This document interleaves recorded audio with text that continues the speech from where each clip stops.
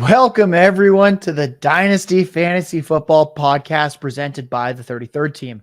I'm your host, as always, Josh Larky. Ian just released his top 24 Dynasty rookie rankings for the 2024 class.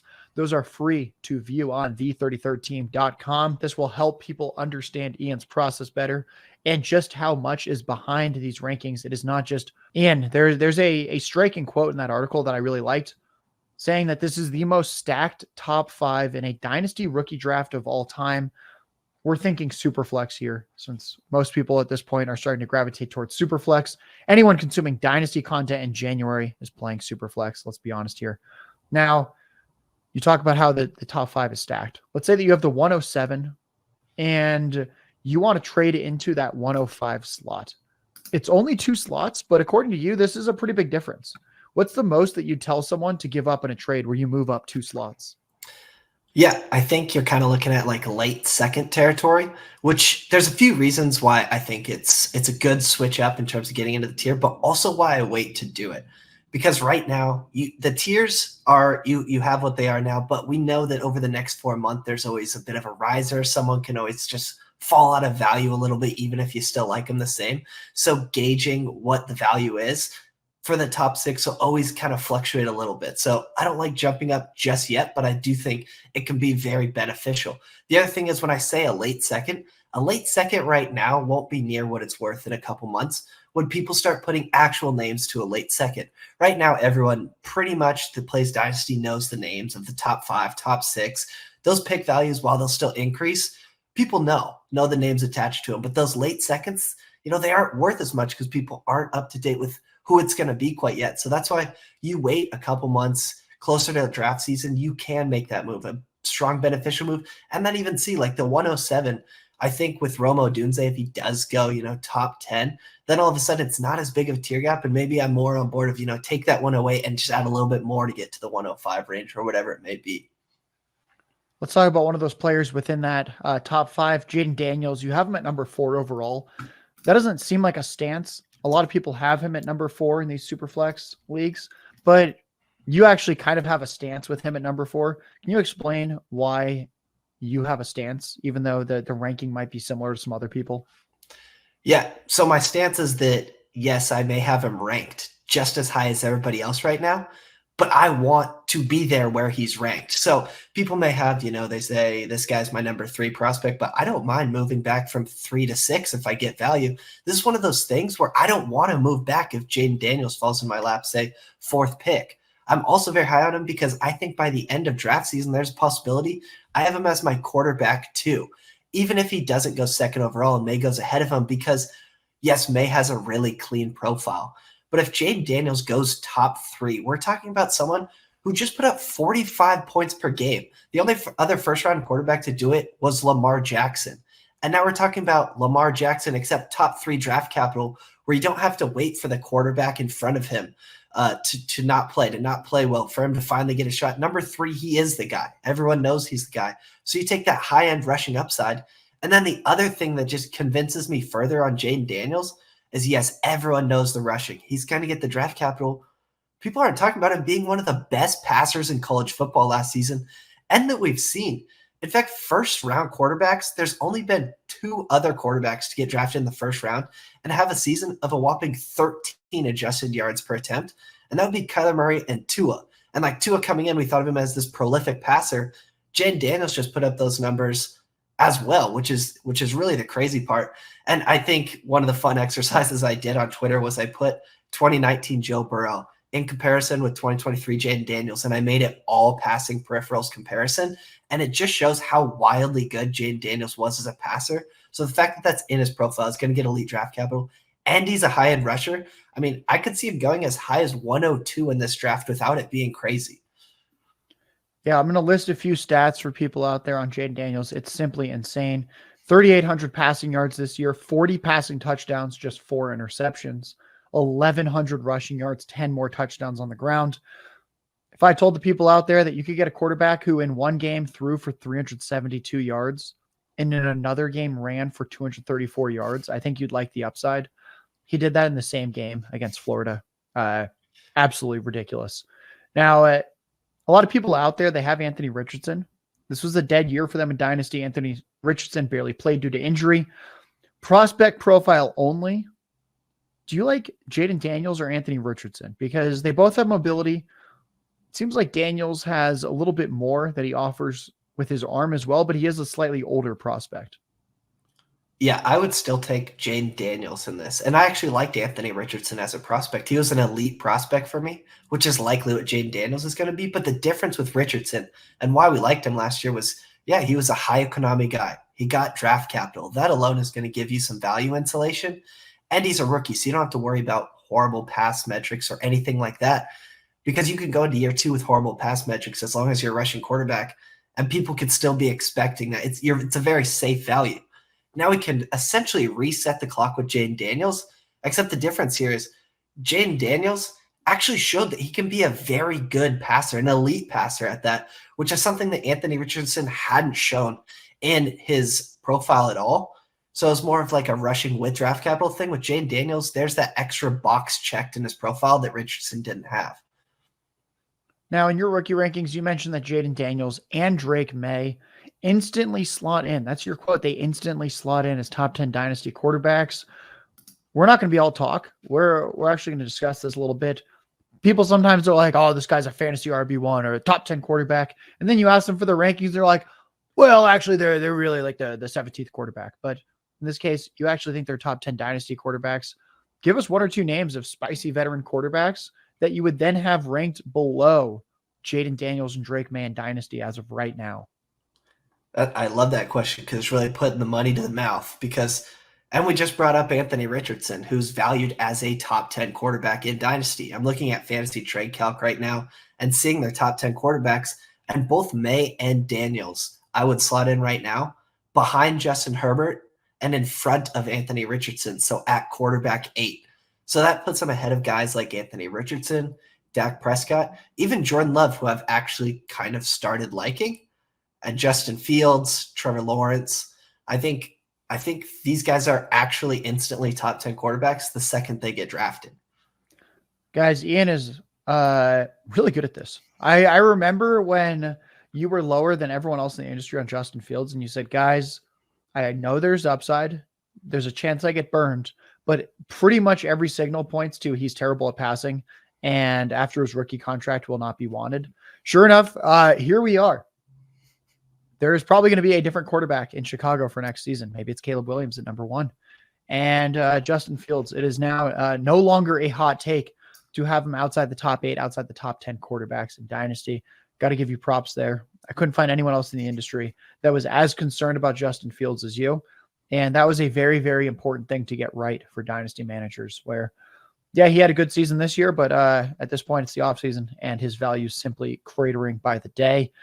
Let's stick with quarterbacks. You have Michigan quarterback J.J. McCarthy all the way up at number 7 overall in your rookie rankings right now. Yet, pretty sure he just threw for only 140 passing yards in the national championship game against Washington.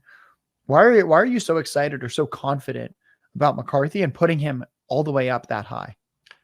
Now, I'll be honest, I don't love the McCarthy profile. I think there's obviously some holes, and he's not a rusher.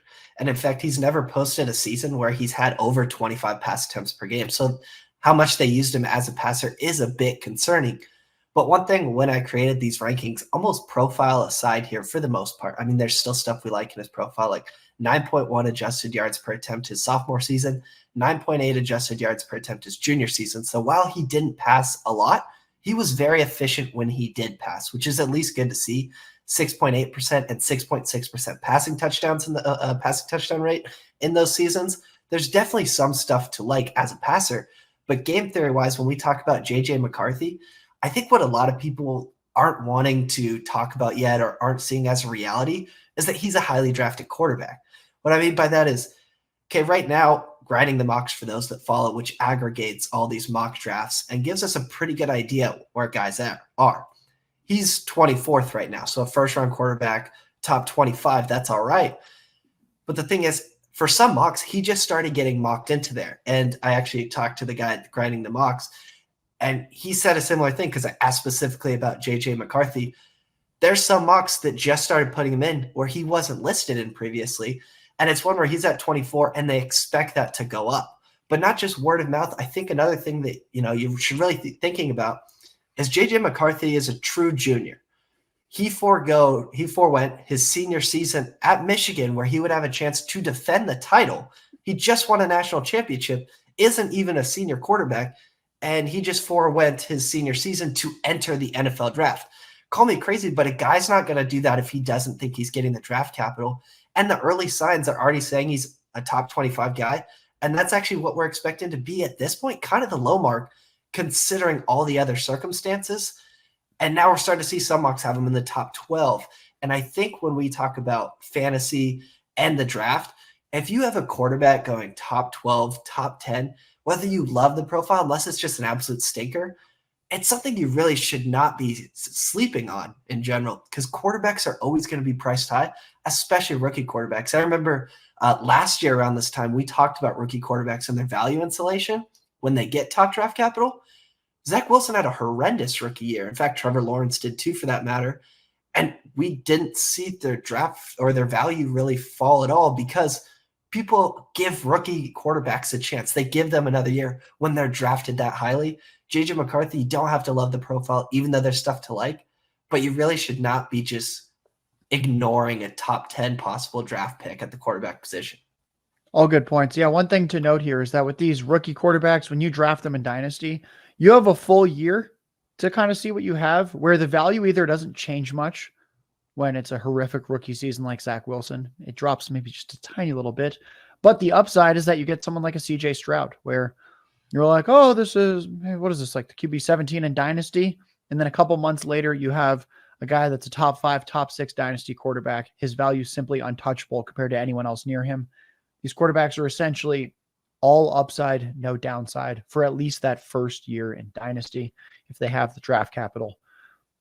It's a lot of quarterback talk. Let's talk about some receivers. You have Oregon's Troy Franklin at wide receiver 4, but you also acknowledge that the big 3 in this class, they're all truly special prospects. If anyone out there doesn't know what I mean by the big 3, you should look at Ian's rookie rankings, look at some other rankings out there, and then you'll be like, oh, yes, I understand what the big 3 is now. So I get that. There's a big 3. There's some generational type prospects here at receiver. Troy Franklin, how would you have slotted him into last year? Where last year there was a big 4, big in quotes, because the top 4 really weren't nearly as talented as other years. We had Jackson Smith and Jigba, Quentin Johnston, Jordan Addison, Zay Flowers, all good prospects. All of them also came with flaws. Would Troy Franklin be better than any of these guys? Yeah, I think he fits right in with the group that you just mentioned, assuming he does get first-round draft capital, because he does have a pretty good profile.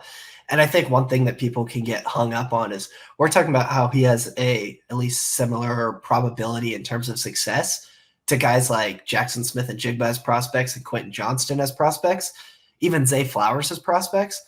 But part of that is people have, they want to look back and be like, wow, yeah, Quentin Johnston was a horrible prospect. Like, I can't believe we're mentioning with this guy.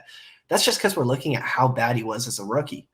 Quentin Johnston really didn't have that bad of a profile. We're talking about first-round draft capital, production every single year, declared early. Like, there were plenty of positive signs in Quentin Johnston's. In fact, some that pointed to a pretty high ceiling. We just didn't get that. So I don't want, that memory fog to be confused when we're talking about Troy Franklin being a part, like right in the middle of that prospect group. Because there is elite stuff with Troy Franklin that we saw in some of those guys. But even just talking about Troy Franklin, him being the wide receiver 4, like you mentioned, is only because of how great these top 3 guys are looking. He would be right in there in wide receiver 1 conversations if this was last year, I would assume. Because if we talk about wide receivers to post 24 points per game and 3 yards per team pass attempt, their junior seasons that did get drafted in the first round, talking about Amari Cooper, Drake London, and Justin Blackmon. So there's definite elite grouping that you can find with Troy Franklin. And he took a very linear path at Oregon.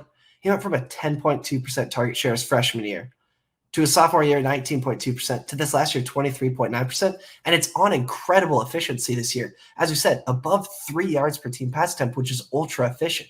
So there's plenty to like with Troy Franklin. He fits right in with those wide receiver 1 ranks of last year. And for me, is pretty solidified at wide receiver 4 as of now, and just hoping that first round draft capital does come into fruition. Yeah, one stat that I like with Troy Franklin is not just that he has a ton of receptions and a ton of yards, but that the yards per reception is over 17. I've done this research, and if you want a quick and dirty stat about route tree for these college players to see if they're running a real route tree, it's pretty hard to fake it when the yards per reception starts to hit 16, 17, 18, 19 yards. It means that it's not just some schemed receiver. It is someone that is running a real route tree that is going deep down the field. That is exactly what we want with these players, is someone that has the high yardage touchdown upside for the NFL level. Now, you wrote up quarterback Michael Penix Jr. You had some pretty harsh words for him. He did have at least 4,600 passing yards and 30 passing touchdowns, not just this past season, but also the season before that. That sounds like good production. What are a couple of his red flags that concern you? Yeah, so first of all, we're talking about he's old, and he's old in the sense that he's a 6-year senior this year. So not only did he play his senior season and not declare, he also played his 5th-year season and not declare. And at the point where this year he didn't even have to declare because, well, he didn't have any eligibility left. So he's basically forced into the draft. So when we talk about being old, that is a bit of a flag, because when the basic way that I say this and why it's important to experience adjust or age adjust prospects is because if you have an 18-year-old, a freshman quarterback going up against defenders that are juniors and seniors, then them posting impressive numbers is going to mean a lot more to you than the 22, 23-year-old, 6-year senior doing it against 20, 22-year-old, 21-year-old juniors and seniors at the defensive side. So yes, younger players who produce earlier are likely to be better. The other thing with Penix is that you don't have really any rushing to fall back on. When we look at his highest rushing points per game season, again, across his 6 years, the highest we get is 3.4, and that was in his sophomore year. This past year, 1.3, the year before that, 2.6, the year before that, 1.9. Hovers between 1 and 2 at the college level, where you could get away with high, like we see pure pocket guys rush for more than that in college. So the fact you don't have rushing to fall back on, he's probably not a high end, at least grinding the mocks right now has him, I believe, at 23, which isn't a super awesome spot to be at. Yes, you're still first round draft capital. That's still going to be important. We aren't going to ignore that, but there's no rushing production to fall back on. We're not sure if that rises a lot. And then the other thing too is we talk about him having Rome Odunze, right? One of the great wide receivers of this class. People talk about him historically, basically. And even so, we saw Michael Penix Jr. only throw for 9.2 adjusted yards per attempt, which is solid. But we're talking about a 6-year senior, and what we're talking about a prolific offense with possibly one of the better college receivers we've seen. So that gives me a bit of a red flag. If I'm going to be nice here, it's that Michael Penix is probably better than any quarterback in this draft at avoiding sacks. His highest pressure to sack rate in his college career is 12%. The past couple of years, he's below 8%. So the guy is elite despite not being a rusher at avoiding sacks. But there are a bit too many flags for me to get interested in Michael Penix round 1 actually hitting the draft button. All great points there. Ian Miller is Dynasty_IM on Twitter. And make sure you're tuned into the33rdteam.com. Ian's putting out his rookie rankings there. He has positional rankings with detailed write-ups as well. Over the next couple months, we'll be working on a rookie guide, the two of us, along with Ryan Reynolds and Jordan Vanek of the 33rd team. Just like last year, we are running it back. We're going to have some slightly new wrinkles this year. People seem to like our guide last year. I think they'll like our guide this year. And this year, I think we can definitively say is a much more exciting class overall than 2023. We're also going to have full dynasty rankings getting updated this offseason. We're going to have some unique player valuation things that we do for the dynasty rankings. One thing that I think is interesting is that you have Jonathan Brooks, running back 1 right now. Why are you advocating for a guy that tore his ACL in November as the top option? I get that the class is weak, but why not? Why choose an injured player? What do you like about this prospect profile? Yeah, so it's definitely a weak class. I mean, it's to the point where you could probably throw 6 names at me and say they're my RB1 of this class, and I'm probably not going to argue too hard against it. And the fact that we do have Jonathan Brooks, who wasn't some, Bijan Robinson profile that tore his ACL in November, that's not the case. But when we do talk about Jonathan Brooks, if it wasn't for the ACL injury, I'm pretty sure we're more definitively, or at least consensus-wise, talking about him as the RB1 of this class. I mean, in his true junior season, he puts up 21.2 points per game for Texas. He takes a 45% carry percentage, which, by the way, is a pretty good workload to earn when the backs behind you aren't just nothing. I mean, CJ Baxter looks one of the best freshmen of the class at running back. So it's not a slouch number to have a 45% carry percentage, but also he's really efficient with it. He took a 45% carry percentage and turned that to over 55% of Texas's rushing yards, meaning he's quite efficient. And then the other thing that we look when we check boxes for receivers or for running backs is that they can be a receiver out of the backfield, which is kind of a problem with this class, honestly. And he posted a 7.8% target share out of the backfield. Now, the one thing why the ACL isn't as worrisome to me is that he was just a junior last year, and he did tear his ACL in November, yet he still decided to declare early. And I don't think a junior going into a senior season, again, at Texas, that was just in the college football playoff, they have Quinn Ewers returning. Like, it's not like they're going to be slouched. They are going to compete for a national title next year. And he decides that he's going to go into the draft, which just tells me that while we may not have a running back draft in the top 2 rounds, he's probably a good chance to be the first running back off the board, especially given how good he was last year before going down. Again, strong points. Ian Miller, Dynasty_IM on Twitter. Now, you have Braylon Allen outside the top 20. A lot of other competitors of ours would think that's a little strange. I did some research. He went to the same school as Jonathan Taylor, Wisconsin. That probably doesn't matter. Maybe it matters. Allen had, though, this one definitely matters, over 1,250 rushing yards as a true freshman. He was 17 at one point during his freshman year. He's also nearly 240 pounds. These are all really, really good green flags for his profile. What is missing, though, for fantasy football? Yeah, so the biggest thing in Braylon Allen's profile that we're missing is the easiest one. It's that he's not a receiver out of the backfield. He basically didn't do any receiving out of the backfield his freshman year, and the hope was, after such a strong rushing season, that we were really going to get to see Braylon Allen actually start earning targets, but we didn't. He never even posted an 8% target share during his time at college. And the other thing is when we look at his rushing yard market share, never even posted 6%. So not only was he not earning targets, he also wasn't very good as a receiver, so you understood why.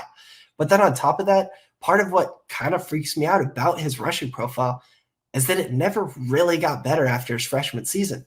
After his freshman season, it looked great. He had just 35% of the carries, which, by the way, this is someone who came in as a freshman. They were recruited as a linebacker. He didn't come to Wisconsin as a running back.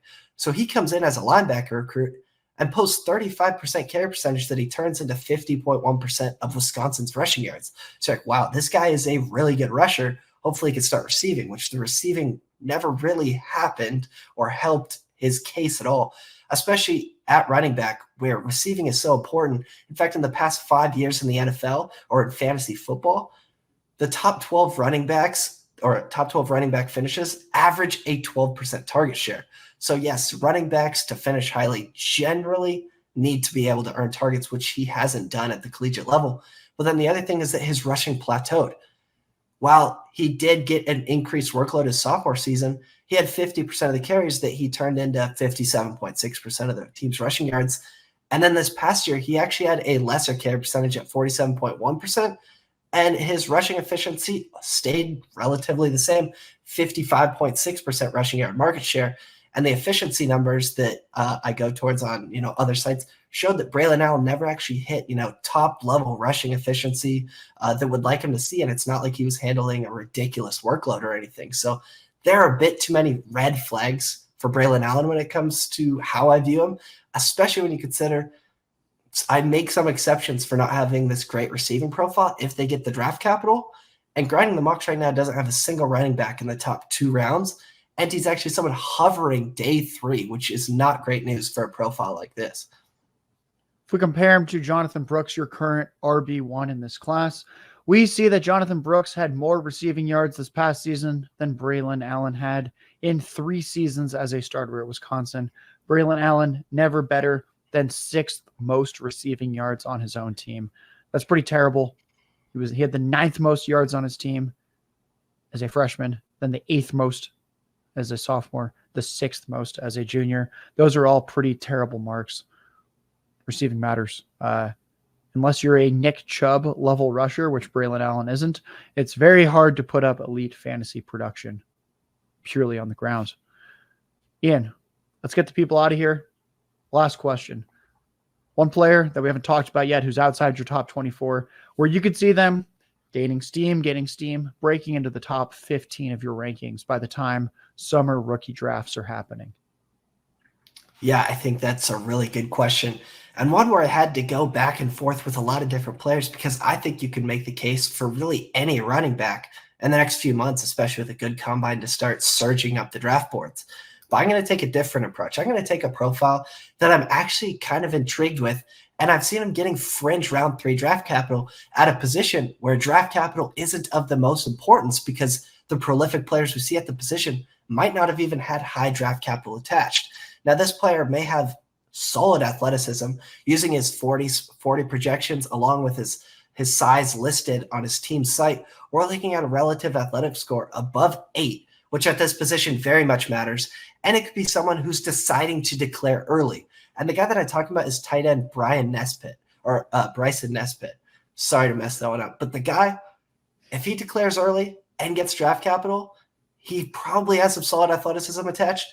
And it's at a position where all of draft capital, all of production is not as important as other positions.